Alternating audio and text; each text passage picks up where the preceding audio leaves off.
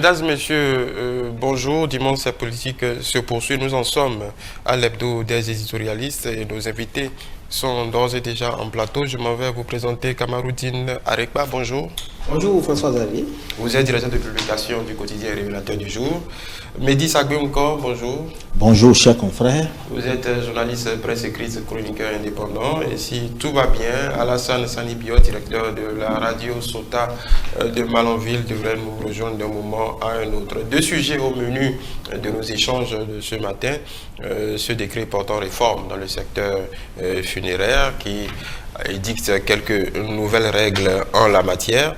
Et si le temps nous le permet, nous allons évoquer également ce taux d'admissibilité en baisse du baccalauréat session de juin 2024, puisqu'on a des journalistes en plateau, mais ils sont également enseignants, donc ça fait deux regards portés sur cette problématique.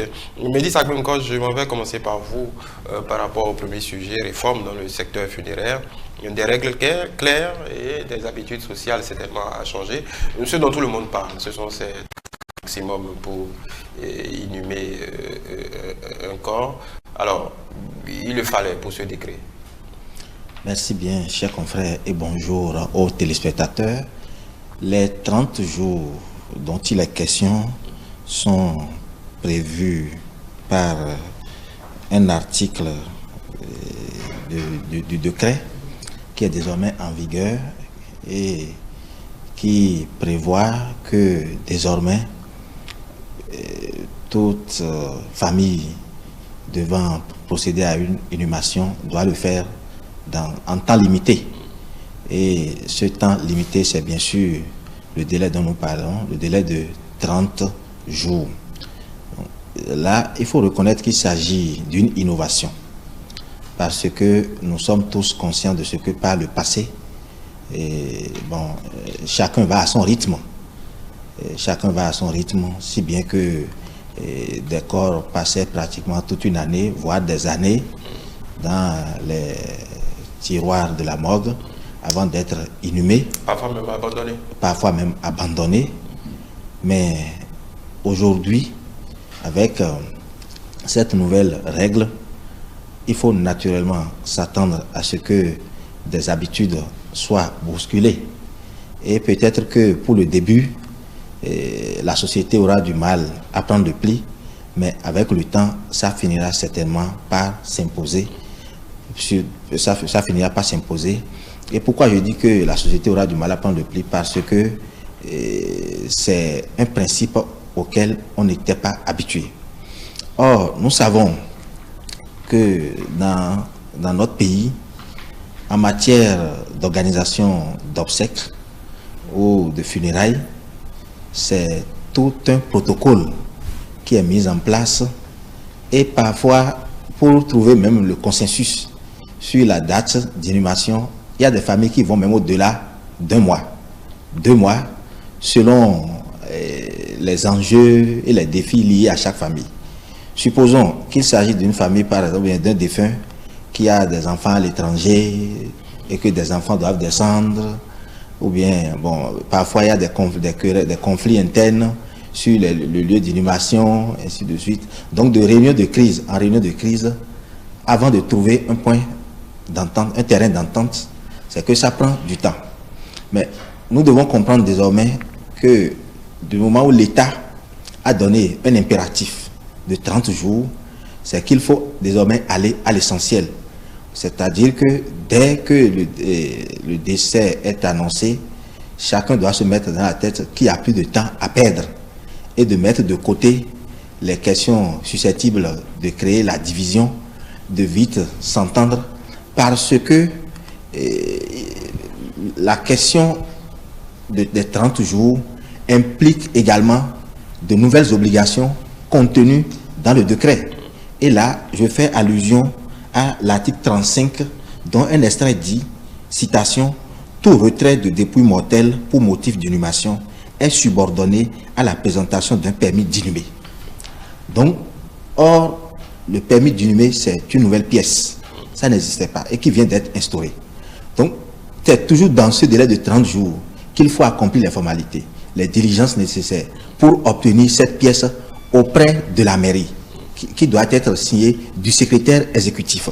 Donc si des familles se retrouvaient encore à disputailler ou bien à polémiquer sur des questions essentielles, il faut désormais craindre qu'on arrive à des cas de figure où peut-être qu'on apprendrait qu'il y a des risques de report. Pourquoi pas? Ça, c'est des risques qui désormais qui guettent, parce que si le dossier n'est pas introduit à temps, est-ce que l'autorité compétente pourra vite délivrer la pièce? Et concernant l'article qui confère le pouvoir au secrétaire exécutif de délivrer cette pièce, bon, après lecture, moi, j'aurais souhaité que l'exécutif puisse définir également un délai, imposer un délai, comme quoi le permis d'inhumer peut-être doit être délivré au plus tard 72 heures après le dépôt des dossiers, ou bien 48 heures après le dépôt des dossiers. Là, ça va contraindre davantage l'autorité à vite agir pour ne pas retarder les familles, pour qu'on ne commence pas à apprendre peut-être dans l'avenir, le dossier est déposé, mais le permis d'inhumer n'est pas encore sorti. Or, selon la nouvelle réglementation, il est dit que ce permis d'inhumer doit être présenté à la morgue afin de pouvoir retirer le corps. Donc, désormais maintenant, la célérité dans l'inhumation dépendra également de la promptitude de l'administration communale qui aura à délivrer la pièce. Sinon les familles ne pourront pas aller à la morgue. Cela pourra constituer désormais un blocage. Voilà. Une série de mesures pour contribuer quelque peu à l'assainissement de ce secteur où on peut le dire qu'il y avait un joyeux foutoir autour de cette question si importante quand même pour les vivants que nous sommes. Absolument, absolument, absolument. Et vous m'envoyez ravi, moi, qui suis musulman. Parce que, oui, bon, vous savez, le problème est vite réglé. Nous autres musulmans, on n'a pas eu besoin, on n'a jamais eu besoin d'un décret gouvernemental ou présidentiel pour comprendre que, en fait, après le décès, comme l'a dit le collègue Médis, il faut aller à l'essentiel. Et l'essentiel, c'est de permettre à l'âme qui a quitté le corps là d'aller à sa destination finale, qui est en tout cas à sa destination transitoire, qui est donc la tombe. Et je pense pour ma part que c'est l'une des... Vous savez, le gouvernement, l'administration Talon, depuis bientôt maintenant 8 ans, 9 ans, 2016 à maintenant, je crois que ça fait 8 ans, tout au moins.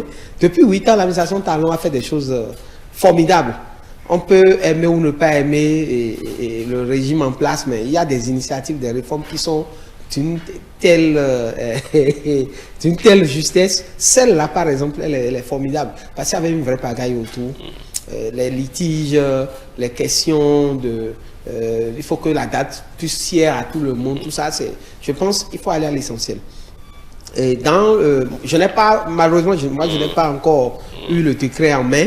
Donc, je n'ai eu que des bribes par médias interposés. Le régulateur du jour, mon quotidien aussi, a eu à faire des publications là-dessus. Mais en attendant de voir le décret, moi, ce qui m'inquiète pour ma part, c'est le permis d'inhumer. Le permis d'inhumer, je ne sais pas si le collègue Médis nous le dira tout à l'heure. Est-ce que dans le décret, il y a un tarif, il y a un prix? Non, on a parlé de quittance. La quittance, mais bon, n'est pas encore... Parce que, vous savez, les corps qui sont abandonnés dans les morgues là, vous savez, non seulement le décret est sorti maintenant pour réformer totalement le secteur, mais parallèlement à ce décret, il y a un communiqué qui circule actuellement. 15 jours. Qui est dans 15 jours, c'est-à-dire à la fin du mois, les corps là qui sont abandonnés depuis des années, qui depuis des mois, qui depuis des lustres, seront inhumés en fosse commune. Je pense que c'est cette pression sociale qu'il y a dans nos milieux ici, sous nos tropiques, où parfois on cherche à enterrer le parent décédé avec un certain standard de lustre ou bien de matuvuisme, je le dis comme ça. C'est tout ça qui fait que parfois ça traîne. En même temps, il y a aussi d'autres familles où les gens n'ont vraiment pas les moyens, où peut-être la personne qui est décédée est mal aimée de tout le monde en famille et personne ne veut lever le on le déteste jusqu'à sa mort. Ah oui, et personne ne veut lever le moindre pouce pour aller investir, dans... Je dis investir, pourquoi? Parce que la manière, cette manière que les gens ont d'enterrer, ça coûte beaucoup. Et ma crainte donc, c'est que le permis d'inhumer, non seulement ne soit pas un goulot d'étranglement en termes de lenteur dans la procédure d'inhumation des corps, mais que du côté des musulmans, par exemple, que ça ne vienne pas peut-être augmenter de façon exorbitante ce qui était déboursé. Vous me le permettrez, à Cotonou, si je ne me trompe pas, lorsque tu as un parent musulman qui décède, mais avec 75 000, tout le service funéraire lui est fait. Tout le service funéraire, tout au plus 75 000, c'est-à-dire lavage du corps, l'habillement, la prière qui est faite sur le corps, l'enterrement, jusqu'à la fosse dans laquelle on l'enterre, tout ça compris, c'est à peine 75 000. Vous voyez? Et je pense que ça facilite un peu les choses. Donc, ce permis d'inhumer ne vienne pas quand même trop faire flamber les prix de l'autre côté, oui. Et que nos frères, nos sœurs des autres religions aussi puissent comprendre que désormais, il faut simplifier les choses pour que les corps soient vite libérés voilà. De leur truc là. Il y a beaucoup de spécificités que ce décret révèle, beaucoup de cases à cocher qui sont ignorées. Par exemple, avant d'aller même plus loin dans le permis d'habiter, l'acte d'inhumer, pardon. Ouais. Oui, bon, c'est comme un permis d'habiter aussi. C'est une fausse, c'est à vie, permis d'inhumer. Ouais. Alors, il y a un acte tout simple, l'acte de décès. On ne parle même pas du certificat de décès qu'on prend à la mairie, ou bien c'est le contraire? Le certificat de décès, si je ne me trompe pas, c'est le médecin. C'est le médecin, donc c'est le certificat de décès. Mais après, l'acte de décès. L'acte de décès qu'on prend à la mairie. Oui. Le certificat de décès, par exemple, beaucoup ne savent pas, par exemple, que quand un individu, une personne décède à la maison, voilà. Il faut faire venir forcément un médecin constater le décès avec le chef de quartier, co-signer la déclaration, aller à l'arrondissement. Il y a toute une procédure que les gens doivent intégrer aujourd'hui pour ne pas tomber dans la faute. Justement, puisque même avant l'adoption de ce décret, c'était quand même déjà il était quand même de rigueur, quand même, ou bien c'était comme une règle que même si l'être humain décède à la maison, qu'il fallait faire constater cela par les autorités compétentes. Oui, mais entre nous, ça ne se respectait pas. Voilà, oui, c'est ceux qui avaient intérêt qui le faisaient. C'est quand on sait qu'on a des procédures d'héritage, les gens meurent, on appelle le pension de retraite, le corbillard, et puis à la mort directement. C'est seulement ceux-là qui faisaient ça. Maintenant, aujourd'hui, avec l'article 32 du nouveau décret, il est bien reprécisé ceci, que le décès doit être établi par un certificat médical de décès dûment délivré par un agent de santé qualifié. Donc c'est ce que vient repréciser aujourd'hui l'actuel décret. Autrement dit, ça devient une règle générale, puisque là maintenant, tel que c'est formulé, ce n'est plus facultatif, ce n'est plus au choix, et que ça devient quand même une disposition en vigueur. Peut-être une question sur ce que vous venez de lire. Quand on dit agent de santé qualifié, donc ça peut être aussi un infirmier. Bon. Parce que si on voulait dire médecin, on aurait dit médecin directement. Bon, en tout cas, médecin assermenté, la disposition n'est pas explicite sur le profil de l'agent de santé, puisqu'il est juste précisé un agent de santé qualifié. Donc, dans une interprétation extensive, on peut penser à un infirmier diplômé d'État, à défaut d'un médecin ou toute autre personne qualifiée du secteur de la santé tel que prévu par la disposition. Maintenant, lorsqu'on revient sur le délai de 30 jours, il faut dire que l'article qui consacre cette disposition, c'est l'article 56 du décret qui dispose, mais qui énonce que les inhumations ont lieu dans un délai de 30 jours au plus tard après le décès, sauf prorogation accordée par le procureur de la République compétent. Passé ce délai, il est procédé à une inhumation en fosse commune. Donc, ce qu'il faut comprendre à partir de cet article, c'est qu'il y a désormais une menace ou bien un risque qui pèse lorsqu'on ne respecte pas le délai. Et s'il est dit pas un risque, une option. Bon, qu'on n'aime pas, mais bon, une option. Bon, donc voilà un peu. Et quand on précise que sauf dérogation accordée par le procureur, ça veut dire que ce sera dans les cas vraiment exceptionnels. les cas de litige. Voilà, les cas exceptionnels. Il faudrait que le litige soit porté alors devant l'autorité judiciaire. Peut-être. Voilà. Parce que, entendons-nous bien, c'est pas parce que vous n'avez pas eu votre permis d'inhumer que vous allez déférer ce cas devant le procureur pour qu'on vous donne une prorogation. Non, ce ne sera pas fondé. C'est des affaires assez sérieuses. Ce ne sera pas fondé. Puisque ça, là, le procureur pourra interpréter ça comme une mauvaise organisation de votre part ou une négligence. Voilà. Donc ce sera vraiment les cas vraiment exceptionnels qui pourront peut-être éventuellement bénéficier d'une dérogation. Sinon, il est bien dit que l'inhumation pourra se faire en fosse commune. Donc, d'où, comme on le dit, dure est la loi, mais c'est la loi. Donc, voilà. Maintenant, s'agissant de la procédure d'obtention du permis d'inhumer, les pièces prévues par l'article 54, bon, il est dit une demande adressée au secrétaire exécutif, une pièce d'identité du demandeur, et le certificat de décès, la quittance d'achat de fausses de sépulture dans un cimetière ou la copie de titre de propriété si l'inhumation est prévue pour se faire dans un domicile. Donc, jusque-là, on n'a pas lu une pièce à incidence financière. Voilà. Donc, bien sûr. On n'a pas... Oui, bon, une pièce à incidence financière, la fausse a une incidence financière. Bon, au niveau de la mairie, à incidence financière, bon, voilà. Oui, au niveau de la mairie, parce qu'il faut réserver la tombe, donc il faut payer cette tombe. C'est sûr que dans les jours à venir, lorsque le décret sera mis en œuvre sera effective, on va se rendre compte. Ah, vous pensez qu'elle n'est pas encore effective? Bon, je le dis comme ça. Bon, enfin, celle-là, c'est sorti maintenant. Donc, on a, les jours à venir, les semaines à venir, l'effectivité sur le terrain va se constater.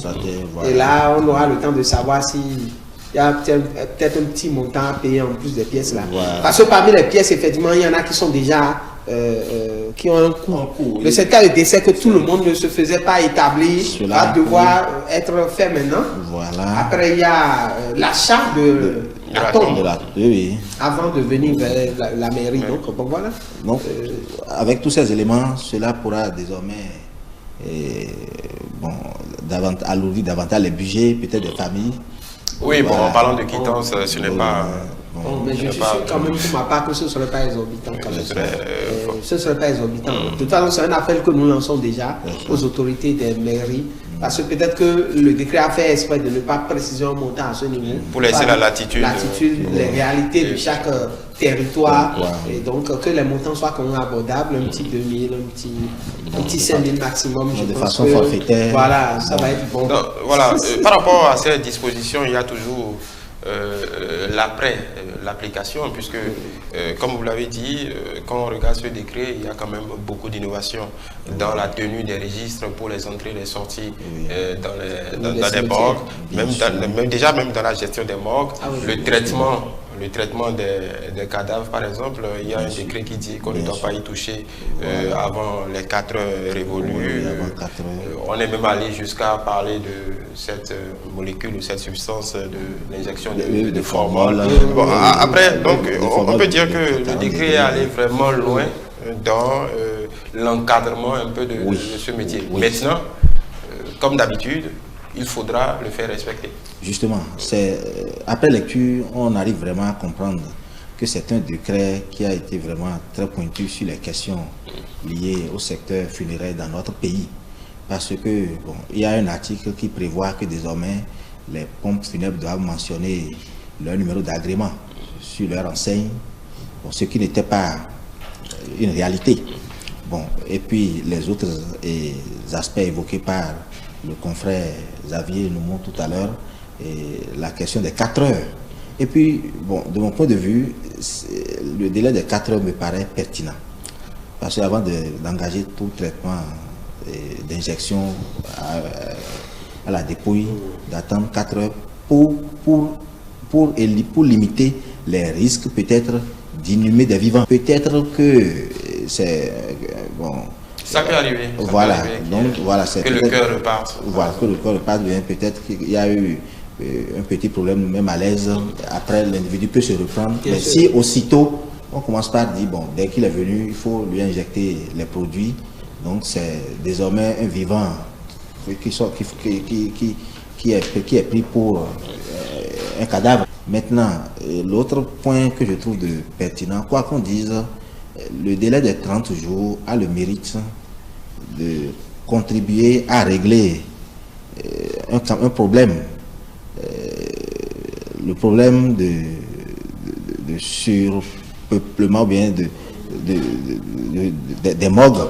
Voilà, le problème de surpeuplement des morgues, parce que la plupart des morgues, à un certain moment, ont été construites suivant une capacité initiale, mais parfois sont débordées. Mais aujourd'hui, avec le délai de 30 jours, c'est qu'on est sûr qu'il y aura plus quand même de surabondance pour qu'on puisse assister à des cas de remplissage, puisque même si les morgues sont remplies, du moment où quoi qu'on dise, c'est des entreprises à caractère commercial, si des gens ils vont toujours continuer par accepter, quand même, ils ne vont pas retourner, ils ne vont pas rejeter. Voilà. Mais aujourd'hui, avec le délai de 30 jours, on est sûr que la question de surpopulation, si on peut, en griffe, voilà. C'est exactement ça. Voilà, donc... Vous n'avez pas besoin de mettre ça en griffe. Bon, donc, surpopulation. Bon, j'ai voulu créer cette image, puisque bon, comme la population c'est de la réalité, et qu'on est dans... C'est une population voilà. aussi. Donc, c'est on essaye d'en prendre soin. Voilà. Alors, Kamaru Dinariba, c'est le changement d'habitude que ça... Le changement sociologique, je ne parlerai pas de révolution sociologique, maintenant ça oblige tout le monde à adopter une nouvelle approche quant à la gestion de nos morts. Effectivement, c'est une petite révolution, c'est une petite révolution sociologique, mais je pense quand même que l'homme grand âge, comme on le dit, a quand même le don de l'adaptabilité, surtout quand c'est avec la contrainte étatique, avec la force de coercition de l'État. Donc je pense que cette révolution va s'opérer. Bon, imaginez-vous qu'il y a à peine 2 ou 3 mois en arrière, mais quand on prend quelqu'un, quand tu es à moto, quand on te remorque à moto, mais tu ne prends pas de casque. Aujourd'hui, on voit les piétons, beaucoup de piétons qui ont des casques en main. Même tard la nuit, quand nous qui sommes du monde de la presse, on rentre tard souvent. Quand tu rentres chez toi tard, à 0h, 1h, en circulation, tu vois des gens qui ont des casques en main alors qu'ils ne sont même pas à moto. Parce que, vous voyez, c'est des comportements qui ont changé. Malgré tout ce qu'on a dit et tout ce qui s'est passé. Voilà, donc c'est une mutation de comportement. Donc je pense que ceci aussi va se faire. Il y aura un peu de truc là, ça va traîner un peu, il y aura un peu il y aura forcément un chamboulement. Mais à terme, je pense que les habitudes vont s'y adapter et c'est pour le bien de la société quand même. C'est pour le bien de la société, on va s'en rendre compte. Oui. On va s'en rendre compte. Voilà. Quelque chose à ajouter sur ce point? Vous vouliez évoquer la genèse de ce combat? Oui, bien sûr. Là, il y a un nom que tout le monde connaît. Oui, bien sûr. Bien sûr. Donc, c'est le moment vraiment de rappeler à l'attention des téléspectateurs que aujourd'hui, lorsqu'on parle de ce décret, c'est vraiment le couronnement d'une lutte qui a commencé depuis des années. Là, je me rappelle encore de cette parution de Nouvelle Tribune du 21 août 2017, où il y avait une... Que vous pouvez montrer à donc voilà, où il y avait une interview de dénonciation de l'État des morgues au Bénin. Donc, et depuis lors, la question a fait vraiment son chemin. Aujourd'hui, le décret est là. Le compatriote Meda Koudebi avait accordé l'interview dans la Nouvelle Tribune du lundi 21 août 2017, où toutes les dimensions de la question funéraire ont été vraiment explorées. Et aujourd'hui, je trouve que l'avènement de ce décret est, quoi qu'on dise, démontre que le gouvernement est à l'écoute. Le gouvernement non seulement est à l'écoute, mais ça va quand même changer des choses dans ce secteur. Parce que, bon, c'est vrai, nous sommes sur un plateau de télévision, mais nous savons tous que c'est aussi un secteur dans lequel il y a des pratiques dont on ne peut pas parler à haute voix. Bon, or, quand on... Il y a des pratiques obscènes, évidemment. Bon. Qui relèvent de manquement à la loi, c'est connu. Voilà. Donc, aujourd'hui, avec l'arrivée de ce décret, nous pouvons espérer une prise de conscience dans le rang des acteurs de ce secteur que nous saluons pour leur dévouement dans l'exercice de leur métier. Et peut-être avoir de nouveaux acteurs, parce que quand vous regardez, on parle de surpopulation, quand vous regardez Cotonou, peut-être si, à moins que je me trompe, vous avez peut-être 3 ou 4 morgues, à part la morgue du CNHU et la morgue de l'OMEL. Vous avez, pas pour ne pas leur faire de publicité, vous avez une morgue vers Calavi, devant l'université, une morgue à Akbaba. C'est le même plus Cotonou. On va déjà dans... Oui. Donc cet encadrement peut inciter les acteurs à... Oui. Surtout que j'ai lu dans le décret que même l'État peut opérer dans ce secteur. C'est écrit quelque part dans le décret. Oui, bon, on peut comprendre que l'État peut-être opère déjà via les structures sanitaires, puisque dans les grosses infrastructures sanitaires, le CHIC qui est construit, je pense qu'il y a une grande morgue. Voilà, forcément. Justement. Et puis, quand on regarde du côté de la loi portant code de l'hygiène, je me rappelle bien de cette disposition qui dit que chaque commune doit désormais avoir une morgue. C'est prévu. Donc si déjà, même si toutes les communes n'ont pas encore de morgue, et désormais la loi prévoit cela, ça veut dire que cette disposition va contribuer désormais à quand même régler le problème prioritaire, régler le problème de surpopulation que nous soulignons, que nous évoquons chaque fois. Et bien n'oublions pas la question des morgues traditionnelles. Et puis on peut dire maintenant que désormais c'est définitivement terminé. Puis si on parle d'agrément, si le décret dit qu'il faut mentionner les agréments sur les enseignes des pompes funèbres, donc c'est une manière de dire que les morgues traditionnelles ne pourront plus exister, ce qui est normal, parce qu'on ne peut pas admettre dans un état de droit que des défunts soient traités avec un amateurisme, parce que nous avons quand même le devoir de respecter la mémoire des défunts, donc il faut vraiment des professionnels pour le faire, d'où la question de la fin des morgues traditionnelles qui est une chose salutaire. Alors vous l'évoquez, oui, les cimetières. Le même décret parle quand même de l'aménagement des heures d'ouverture, de fermeture dans les cimetières, et les catégories de personnes, certaines catégories de personnes sont désormais interdites d'accès dans les cimetières, les mineurs de 12 ans, 12 ans accompagnés, sauf s'ils sont accompagnés, des personnes en état d'ivrogne, des personnes machin, donc bref, je pense que les animaux aussi, voilà. Je pense que d'un autre côté, ces dispositions vont permettre aussi de limiter, voire d'annihiler totalement les pratiques obscurantistes que la profanation des tombes. Voilà, merci, la profanation des tombes et tout ce qui suit, et qui s'opère parfois à des heures insoupçonnables dans les cimetières. Je pense que cet encadrement-là, si l'État peut veiller à ce que cela soit suivi rigoureusement, un peu comme déjà le fonctionnement des centres de santé, il y a une commission, je suis sûr qu'une commission va être mise en place par rapport à ce décret, pour que ça soit vraiment mis en œuvre, et dans les morgues, les pompes funèbres, et dans les cimetières. Parce que si tout ça est vraiment mis en œuvre, suivi de près, je pense qu'on aura quand même poussé un ouf de soulagement concernant les pratiques obscurantistes qui non seulement ont lieu dans les morgues, mais aussi dans les cimetières. Et qui sont vraiment dommageables par rapport à nos défunts, qui méritent quand même le repos après tout ce que l'homme traverse sur Terre ici. Oui, voilà, donc beaucoup d'espoir dans ce décret qui normalement devrait changer les choses et les habitudes. Voilà, on verra bien. Vous avez parlé d'un comité, on verra bien comment tout ça va se déployer dans le temps et dans l'espace. Nous allons parler maintenant d'une matière à laquelle vous n'êtes pas étranger. Nous allons parler d'éducation. Le baccalauréat section de juin 2024 a accouché de son taux d'admissibilité. Le moins qu'on puisse dire, c'est que ce taux est en baisse par rapport à l'année passée. Bon, vous n'êtes pas correcteur, vous n'êtes pas, mais bon, vous êtes enseignant. Oui. Alors, comment vous l'expliquez?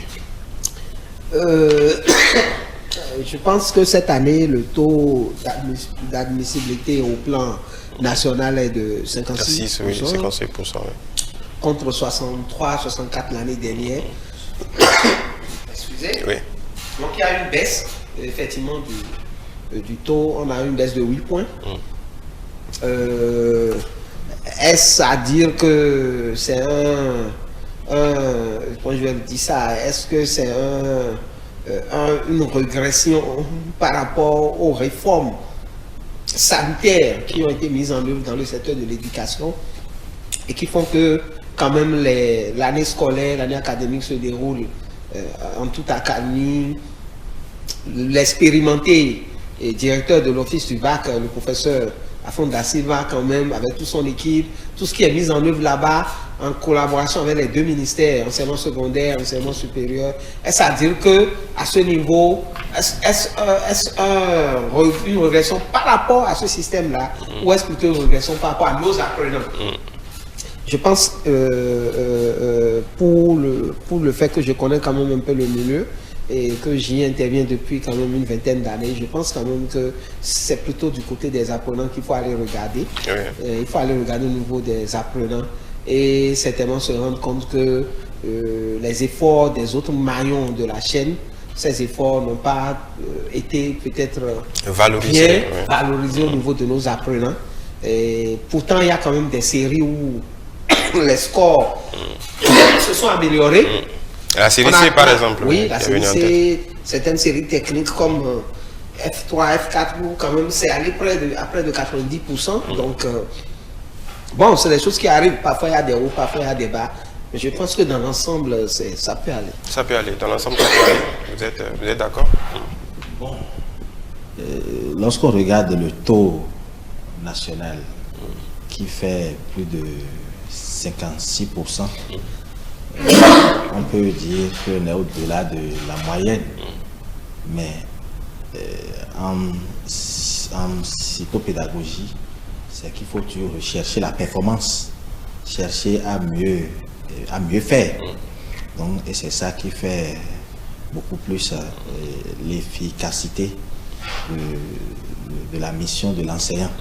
Bon, en même temps, comme Alec Bala a évoqué, le taux n'est qu'un indicateur, ça ne traduit pas forcément le niveau des apprenants. Bon. Le taux de réussite n'est qu'un indicateur, ça ne fait pas, à moins que je ne me trompe, je ne suis pas un spécialiste, bon, ça ne traduit pas forcément le... C'est vrai que nous sommes dans un contexte de baisse de niveau où sur les copies on lit beaucoup de fautes. Mais quoi qu'on dise, le baccalauréat reste quand même un examen très crédible. Un examen crédible. Voilà. Bon, donc, comme d'ailleurs tous les examens du Bénin, les examens de notre pays, la preuve, nous avons des candidats d'autres nationalités qui s'intéressent au baccalauréat béninois, au BPC béninois.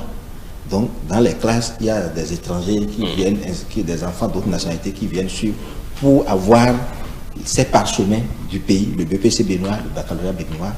Donc, c'est vraiment la preuve de tout le sérieux qui est accordé à la formation dans notre pays.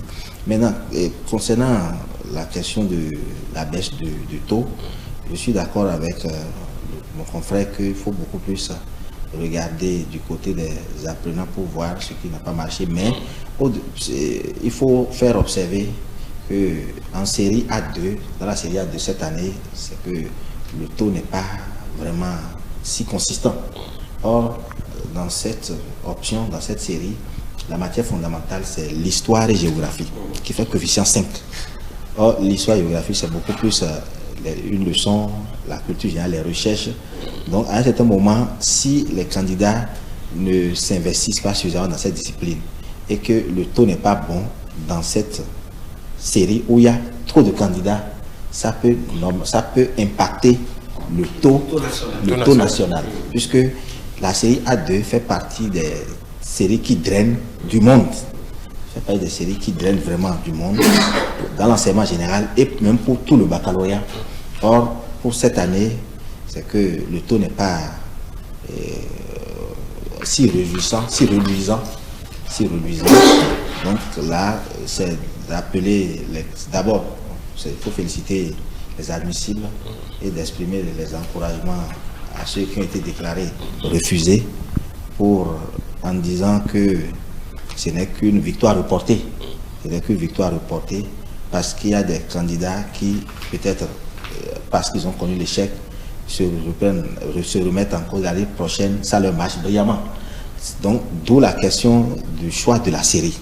Il y en a qui échouent également parce qu'ils ont mal choisi leur série. Donc après un échec, c'est le moment maintenant de s'auto-évaluer, se demander est-ce qu'on a pu postuler dans la série de ces aptitudes intellectuelles. Voilà, parce qu'il y a beaucoup de littéraires qui sont en série D, beaucoup de scientifiques qui sont en série A, et c'est quand le relevé de notes arrive qu'il découvre qu'il a passé le bac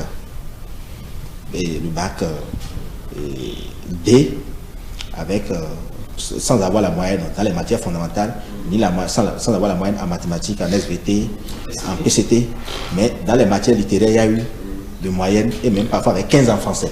Ouais, le cas que vous soulevez, n'est-ce pas un problème d'orientation? Oui, bien sûr. Donc, d'où la question de l'orientation. Donc, pour se donner les chances de réussir au bac, il faut vraiment veiller à bien choisir sa série. Après le BPC, en seconde, en première, il y en a même qui changent même de série en terminale et ça leur marche. Voilà. Il y en a qui font la première D, qui passent en terminale D et qui changent après avoir fait 1 mois et demi en terminale D et ça leur marche. Donc, il faut tenir compte de ces aptitudes pour quand même limiter les risques d'un échec pour les années du baccalauréat. En revenant à vous, vous parliez de l'organisation tout à l'heure, les choses sont restées comme d'habitude. On a l'impression maintenant que tout se passe comme sur des roulettes, c'est une machine. C'est une routine, une formidable routine. Je l'ai dit tout à l'heure, je ne cesserai pas de le mentionner. Le professeur Da Silva est quand même, il est là depuis je ne sais plus combien d'années et il a acquis assez d'expérience.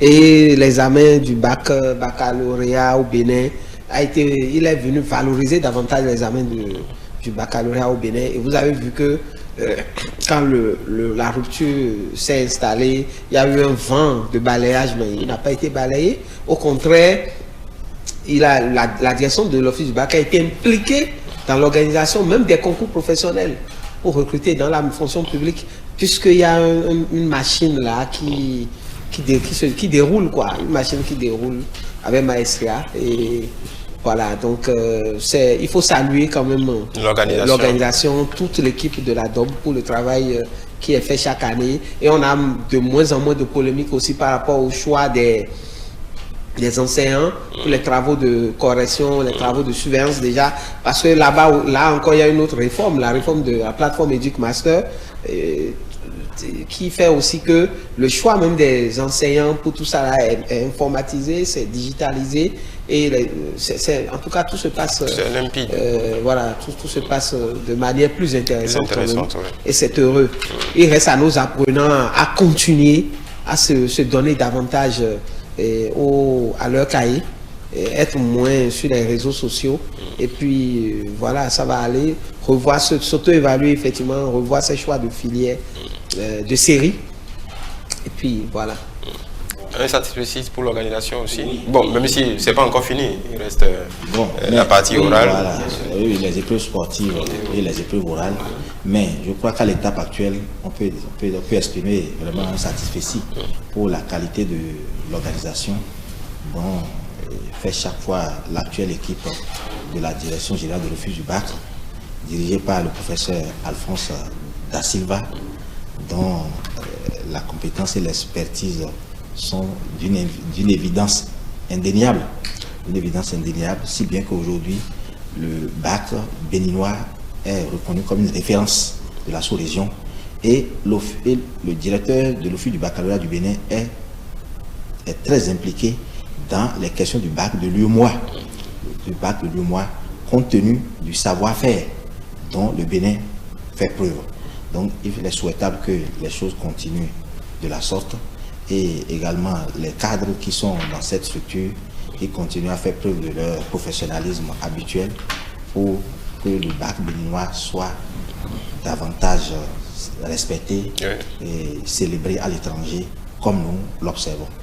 Voilà, une question par rapport au BPC, mais c'est lié. On a eu cette année la première formule, en tout cas le nouveau BPC, où il n'y a pas... La réforme de l'épreuve de PCT. L'épreuve PCT. En fait, les deux séries modernes, non modernes, qui ont été fusionnées. Oui, modèle unique, donc il n'y a plus de choix entre je suis littéraire, je suis scientifique, ainsi de suite. Est-ce qu'à terme, parce que là, il faut attendre peut-être 3 ans pour ceux qui viennent de le passer. Il faut attendre 3 ans, seconde, première, terminale pour voir. Est-ce que pour vous, cette réforme peut avoir une incidence sur les séries au second cycle? Au second cycle, sur l'orientation et puis sur la qualité des apprenants. Bon, c'est possible. Parce que maintenant, ça les oblige à travailler dans toutes les matières. Bien sûr, c'est possible que ce qu'on a constaté ces dernières années, qui est que bien que la série D constitue d'être quand même un grand, comment je vais dire ça, continue quand même d'engranger beaucoup de candidats, on a constaté que la C est en train de se vider.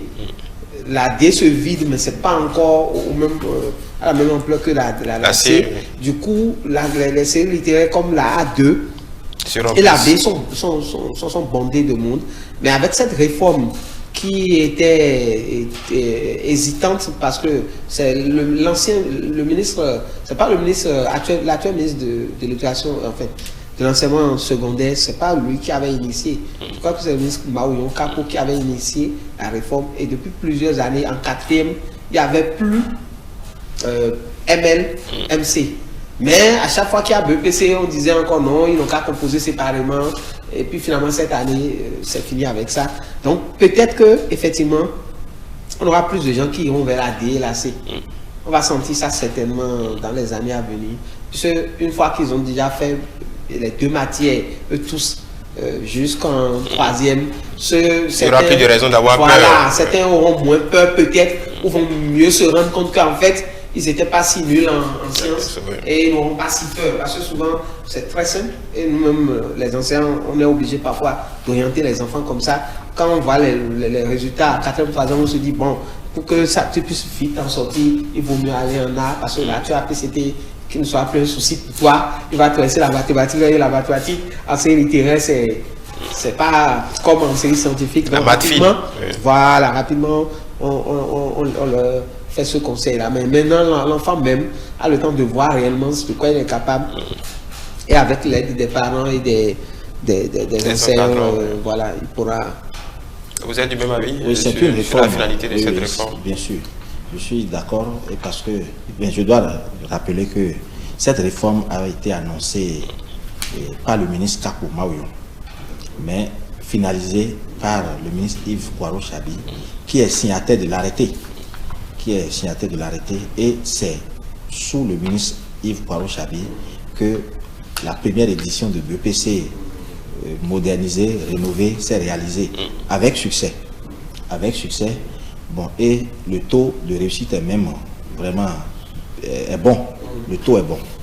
Ben, il faut reconnaître qu'il s'agit d'une réforme qui est bénéfique pour l'apprenant. Parce que nous sommes dans un contexte aujourd'hui où l'éthique se développe, et c'est quand même bien de former des citoyens qui, en même temps, soient en mesure d'avoir des compétences en langue et des aptitudes en sciences. Donc voilà l'intérêt de cette réforme. Donc, autrement dit, c'est une réforme qui participe à former un citoyen de type nouveau.